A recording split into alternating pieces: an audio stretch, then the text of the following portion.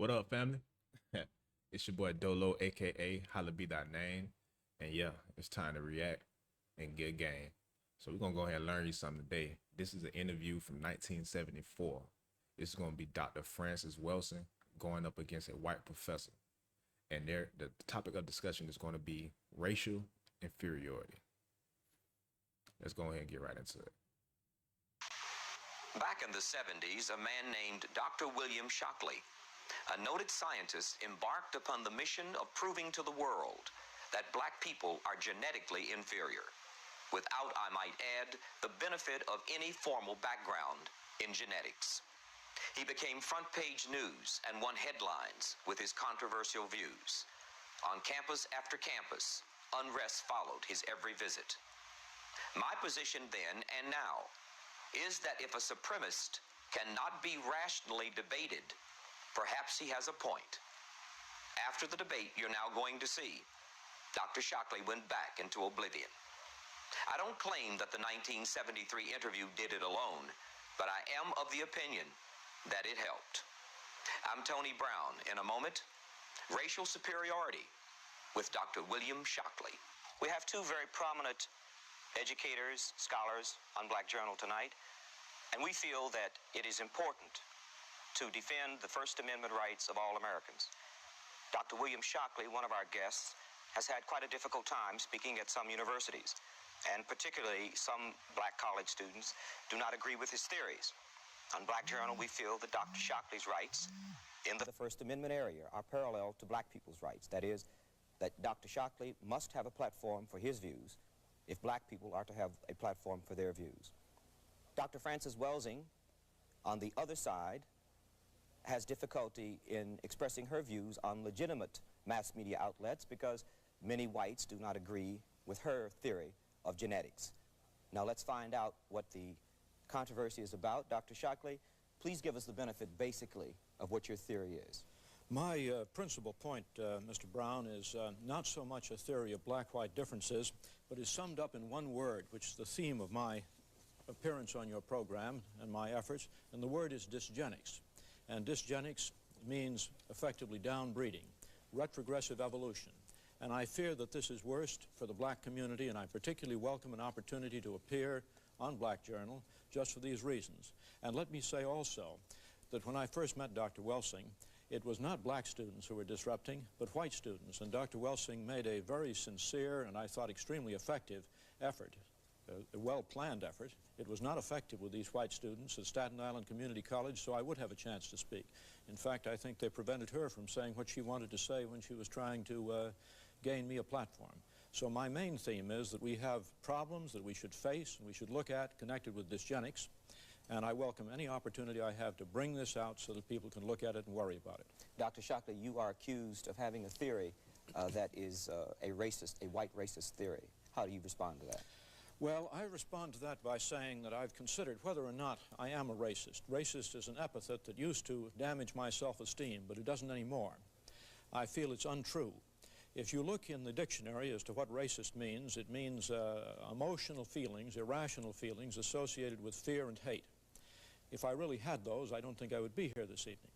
I feel that what I'm engaged in is a demand for diagnosis, and I'd like to say some more about this chart, which we'll come to probably later, which shows the disproportionate rates of reproduction for the least effective elements of the black community. I'd like to say more about that than we should in just this brief introduction. But I think there is another word that better describes what I'm involved in, and that word is raceology, which means a scientific analysis of racial differences. And basically, I have a faith that reason is a good thing, and I feel, as you do about the First Amendment, but maybe with a slightly different emphasis. I think the really important thing about the First Amendment is it is a way of guaranteeing a high likelihood that truth will emerge as a result of conflicting ideas being expressed, and I have a thesis and a basic belief that truth is a good thing and will be of benefit to man. Thank you. Dr. Frances Welsing, give us the benefit of your theory, please. Well, my theory was, I wrote the paper in 1969. I wrote a paper called The Crest Theory of Color Confrontation and Racism. And the sole reason behind writing that paper was an attempt to understand the behavior of white people in relationship to all people of color, every place in the world, black, brown, red, and yellow people. And the paper was presented to the Americans at the National Medical Association, the section on psychiatry in neurology, because back in 1969, the Black Caucus in the American Psychiatric Association, we had said that racism, and when we talk about racism, we're talking about the white supremacy behavior of white people, that racism was the #1 mental health problem in the nation, and it was the #1 cause of other mental health problems.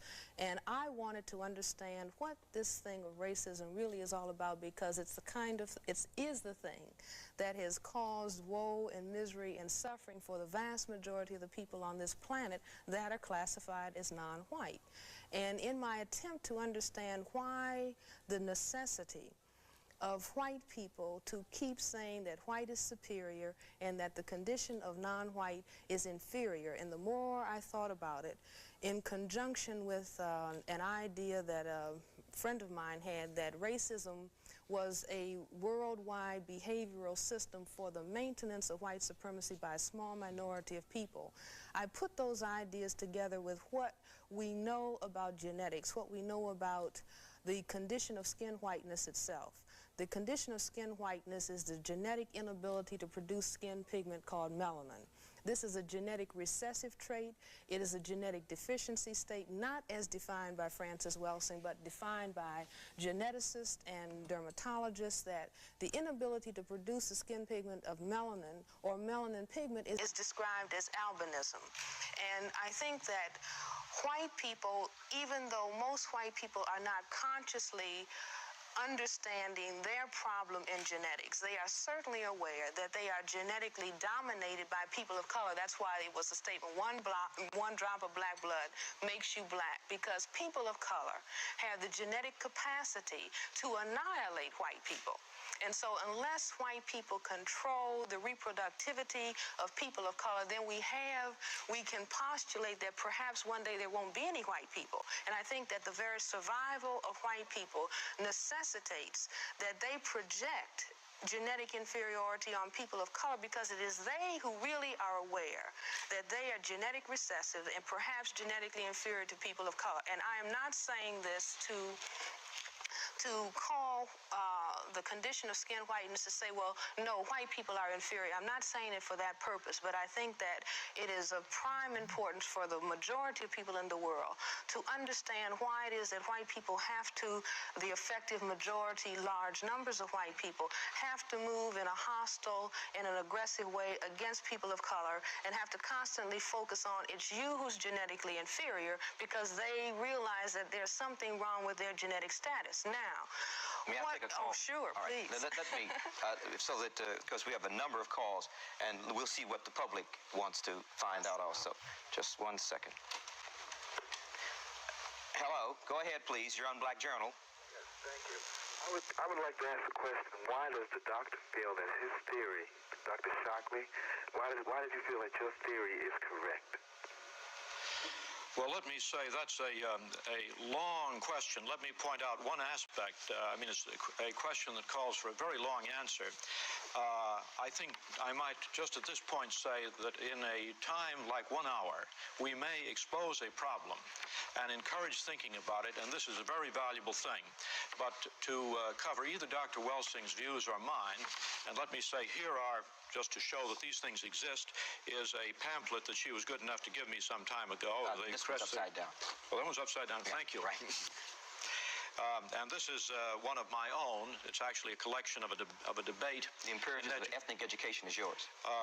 This is the issue of the journal. Mine was, the title of my paper is somewhat different from this, but I want to say that speaking for myself, if people would like to write to me at Stanford University, I have a post box there, post box S, which is the same as Shockley and Stanford. I will try to supply more information, and I'm sure Dr. Welsing will say what she can do about telling people how to reach her pamphlet. But now let me say this chart that I held up a moment ago is very important in respect to this question of why I think there may be what proves a basic difference. But I'm going to say that if there were not a basic difference in intellectual capacity in the past, there probably will be a basic difference between black and white intellectual capacity in the future, simply because of the reproduction patterns. And these are Census Bureau data, and this is the most threatening aspect. And what it indicates is that for the black women of the lowest intellectual social class, which are rural farm women, generally the education is least, the average number of children is 5.4. For women with college degrees, it's 1.9. And so this is definitely unfavorable. It is reproducing far more at the bottom end and not enough to keep even at the top end. Dr. Shockley, can for whites, let me just finish this. For whites, the numbers are also in this direction, but nowhere nearly as severe. Dr. Shockley, I think that in all fairness, you should explain to the audience why it is that you have, first of all, you have a very large segment of the black population who are on farms, who are deprived in cities. Why don't you explain at the time that you're showing this, who is keeping black people in a situation like they're in? I mean, it could be, you could turn it around the other way, where you could have very large numbers of black people who are exposed to educational opportunities like white people, who are exposed to housing, who are exposed to health facilities. Why don't you explain that at the same time that you put figures like that? I'm sure you would explain it, No, but I think Dr. it's Welsing. important But in one must say first things first. And you've raised the basic question there, and that is whether the disadvantages are primarily a lack of opportunity or whether they are primarily a basic genetic difference. And let me mention one thing, which is that in certain areas there is no doubt about black superiority. Blacks are superior in visual acuity, and they're superior in a systematic way. Now, I don't expect that people will understand the details of this, but I simply want to show that quantitative work can be done. This happens to be a research job of my own, and what it shows, because these points that you see here lie on a line, which is not the central line, but they lie systematically on a line, what it says is that so far as visual acuity is concerned, blacks are systematically better than whites. It's as if their bell-shaped curve, their distribution curve, were pushed upwards compared to whites for visual acuity, or at least for the avoidance of bad eyesight, such that if the same shift occurred for IQ, it would mean that the average IQ distribution would be up by 9 points rather than down by about 15 points, which is the typical average. Dr. Shockley, visual acuity is probably something that the system of white supremacy has not necessarily seen the need to affect the environment that black people are in so that it will alter the fact that they have visual acuity that is superior to whites. The fact of visual acuity is not attacked in the same way as educational opportunity and job performance is attacked. And I think that It's evidence for a genetic difference, in well, my you see opinion. what I'm saying? There might be many, many more genetic differences where people of color appear superior. If I may, we have a number of people, and we'd like to get to as many as possible. If you could make your answers, not to compromise your explanation, but if you could make your answers as succinct, I would appreciate it, because we would like to involve the public as much as we can. One moment, please. Your Unback Journal, go ahead, please. Yes, I was wondering if Dr. Shockley would explain the basic difference between the course he is taking in explaining white supremacy and the course that Hitler took during the Nazism reign. Thank you. Well, there are enormous differences. In fact, the lesson to be learned from Nazi history is frequently very misunderstood. And it is a lesson which Mr. Brown has told us about earlier. It's the First Amendment. It's not that eugenics is intolerable. Actually, the eugenic programs, which are the opposite of dysgenics, eugenic programs are not inconceivable. They're not inhumane. Denmark has been carrying out programs with strong eugenic implications for maybe 30 years. And it's important to note that since World War II, Denmark's per capita homicide rate dropped and is now approximately 1/20th. That is, the number of deaths of probability of being killed in a year by a violent homicide is roughly the order of 100 times less for young Danes than it is for young American blacks. Now, but the lesson, let me say what the lesson of Nazi history we have in this country, and it will protect us. It's just the thing that makes this program possible. the First Amendment, which allows freedom of speech. If one believes that is not the right answer, then one has to be one of the most anti-German racists that can be. If one believes that the German people would have tolerated the concentration camps and the gas chambers, if news media, like the programs that Mr. Brown is setting on, if those people were willing to bring discordant views out in the open, I don't believe the concentration camps and the gas chambers could have continued to exist in Germany. I'd like to comment because I'd like to say that I don't think that there's a major difference between what Dr. Shockley is doing. I don't think that Dr. Shockley is fully aware of what he is doing and why he is doing what he's doing. But the long-range implications of what he is doing are no different than the propaganda campaign that Hitler and his Nazi unit carried on in Germany that ended up eliminating 6 million Jewish people. Now, what is most interesting is that Hitler said the very same thing. He said, number one, that the Jews were genetically inferior to the Aryans. Number two, he was aware that the Semites had genetically dominant genetic material to the Aryans. And if we begin to understand the way that people who were in Europe at the time that the Semites arrived from Africa, when the Semites arrived in Europe from Africa, they were people who had substantial amounts of color and who had very kinky hair because they were from the continent of Africa. And the Europeans, the white people who were there, had a reaction, a color reaction to the Semites that is no different than the reaction and the concern on the part of people who are white in this area of the world or any other area of the world to people who have the genetic capacity to produce color, who can genetically annihilate their position. And I think it's very, very important, even though Dr. Shockley, I am convinced that Dr. Shockley believes that he is perhaps elevating science with all of his charts and all of his figures, but he doesn't understand the things that propel him as a white individual in a social system that has programmed him throughout his life and programmed large numbers of people like him to focus on the genetics of people of color in such a way as to destroy people of color. I would like to ask a question, and Dr. Shockley, if you could answer it yes or no, I would appreciate it. Do you believe that black people are inferior in intelligence because of their heredity? I have a standard statement. It is not yes or no. It's memorized. I say it the same time every time, I think. What I say is this. My research leads me, and it's a tragic conclusion, really.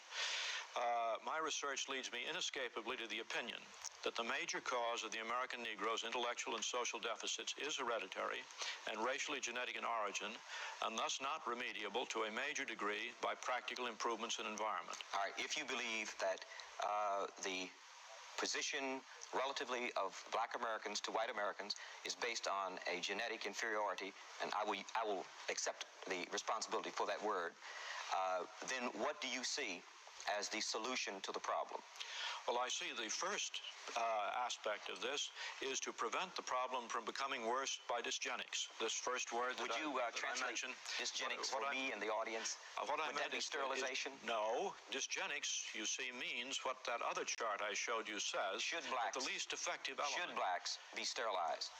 No. I have a... But if blacks are a problem, and we do not allow... This is inhumane. And Dr. I think one can find more humane solutions to this. Well, then how would...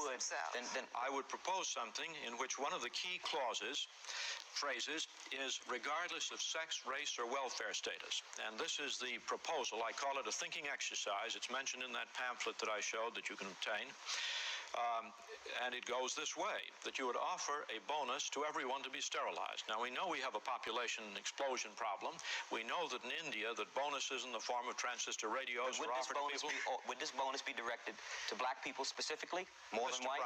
Mr. Brown, what did I say just a moment ago? I said, regardless of sex, race, or welfare status. Now, there is a group... That's what I say. There is a group of white people to whom this offer should be made also. Absolutely. Now, the offer is based upon the best estimates, best scientific estimates that one can have of any genetically carried disabilities. Now, there is some, I think, that any humane person would have no doubt about. And Dr. Welsing talked about dominant and recessive genes. I want to point out that sometimes a dominant gene can be a very bad thing, and it is a very bad thing for a neurological disease called Huntington's chorea, which is something like like multiple sclerosis. It's more prominent in white people than black people. That is correct. And I think that one should offer a large bonus for anyone who might be potentially carrying Huntington's chorea. Dr. Shockley, Beyond this, it goes on with some other factors in this, but Dr. Welsing wishes to speak. Are you aware that white people have more genetic diseases that affect their nervous system than people of color than black people? I wouldn't be at all surprised. And I think blacks apparently have higher heart problems. Would you suggest that all of these white people who are carrying these defective genes, you know, whose families may carry these defective genes, that they be examined and it would be suggested to them that they be sterilized? Would you suggest this? Yes, I think I would, probably, in general. Go ahead, your Unblack Journal, please. What we know about ancient black civilizations, how can American blacks suddenly be genetically regressive? Thank you. Let me just say this. What is very interesting is in the study of biology, biologists who have studied evolution, one of the very interesting things that they say is that the more functional skin pigment cells in the animal kingdom, the higher you are on the scale of phylogenetic ascension. In other words, nature, in the course of evolution, went to its highest state when it produced a cell that could produce pigment, and that we were sliding backwards. The mutation to albinism is a step backwards in the scale of evolution. Are you aware of that, Dr. Shockley? No, I'm not aware of that particular one. I am aware of another basic genetic difference, and that is that the rate of maturation of a neurological system gets longer and longer the more advanced the animal is. And that is one of the items on the racial difference, that the neurological development of blacks is faster than whites. Black babies walk on the average a month earlier than white babies. And the period of gestation... Black people are much more creative also than white Dr. Wells, Shockley, correct me if I'm incorrect. Didn't the Giselle schedule, which tested the intelligence of children, make a correlative between intelligence and walking early? Yes. And I would think it probably would have been negative. No, it was not. It was positive. Well, the motor skills on the Giselle schedule indicated that earlier precocious walking children, there was a correlation between that and high intelligence. This may be true. It might be true within a group. I'm not sure of that. Well, maybe I know that there is a correlation in terms of things earlier than walking in this. At the 6-month stage, Nancy Bailey at Berkeley has established that white children who come from the most advanced families and who later, when they become older, are out at the top, at the first 6 months they are relatively retarded compared to children who are from families of less accomplishment and who don't go as far. But this, so there are a number of these things certainly to be brought in. Fine. But this Giselle schedule is a very authentic, accepted, institutional, psychological experiment. And so is the Nancy Bailey early test. I'd like to take another caller. Your Unblack Journal, go ahead, please. Hello. This question is addressed to Dr. Welsing. First, I would like to say that Mr. Brown and Dr. Welsing disprove immediately Dr. Shockley's concept, because here we have two highly intelligent, gifted people. But getting this out of the way, Dr. Welsing, wouldn't you agree that there is a strong genetic component to the inheritance of intelligence? Geneticists believe that 80% component is hereditary. Let me finish, Dr. Welsing. And then also, I think the association of skin color with intelligence is an erroneous concept. And I want your views on this. Isn't it true that the historic fate of black people, the tragic deprivation, the conditions under which they were raised, any people raised under these conditions would have an hereditary, evolutionary background, which could lead to poor capacity to generalize, to conceptualize, to be creative in the form field of ideas, and develop other excellent attributes. Now, this is not a racist idea. This could happen to any group who has a tragic history of the black people. Thank you. No, I do not feel that there's any evidence to suggest that 80% of the ability to come to terms with your environment, that has to do with heredity. I think that much of it has to do with the environmental opportunity that the genetic material is exposed to. I think that if we look at the black people, if we just take the black group, and we look at those people who have been able to achieve, and we look at their backgrounds, we will find that they have had substantial social and economic opportunities that maybe some of the segment of the black population has not had. We'll find the same thing in the white group. Those white people who have been socioeconomically deprived and at the bottom of the economic scale for whites, that these people are not performing in the same way that people who have extended socioeconomic opportunity. One of the very interesting things is that white women are now talking about women's liberation, and they are looking at their performance relative to white men, and they are saying, and all of the spokesmen for white women, and men and women are also saying, that the reason that the white woman has less confidence in her performance and is not performing as well, relatively speaking, as the white male has been the attitudes within the white family as to the role of the woman versus the role of the man. Now, what is interesting is that when white people are looking at the difference in the performance of the white woman and the white man on IQ tests, they can account for that on the basis of environmental influences. However, when they shift over into looking at whites relative to people of color, somehow they want to drop that understanding and that awareness. It's been interesting, to say the least. I'm happy you had your say, Dr. Shockley, and Dr. Welsing. I'm happy you had yours, and thank you for being on Black Journal. Yeah. So as you can see it there, man, Dr. Francis basically like put Dr. Shockley, or Professor Shockley, foot in his mouth, like over and over again. He's basically trying to say that the reason that most blacks are doing worse or are not accomplishing as much as white people is because of a genetic issue and not a opportunity issue.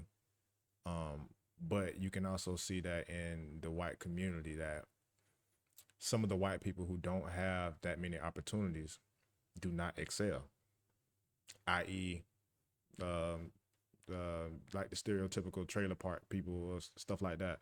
Like, they're not excelling because they don't have the same opportunities as the other white people who are in a more influential neighborhood or just have the opportunity to excel.